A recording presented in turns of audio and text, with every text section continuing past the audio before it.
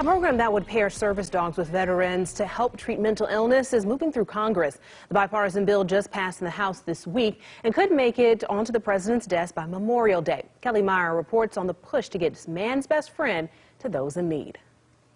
Four-legged Friends took over Capitol Hill this week to highlight a need to help service members. We lose 22 veterans a day to suicide.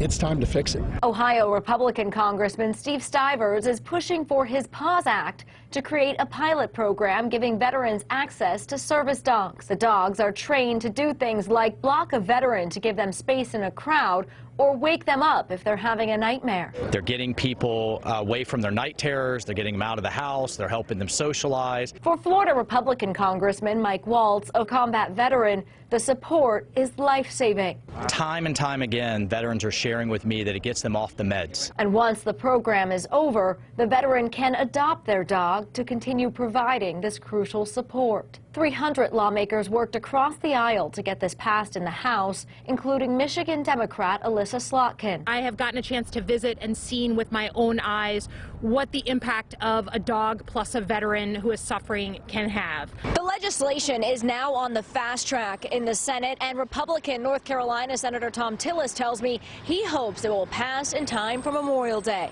I think it's a very important time for us to recognize the life-saving consequences of this therapy. This is Stivers' last bill before he retires, and he believes after a 6-year push, it will finally make it to the president's desk. Things take a long time in Washington. You just have to be dogged and stay with it. Reporting in Washington, I'm Kelly Meyer.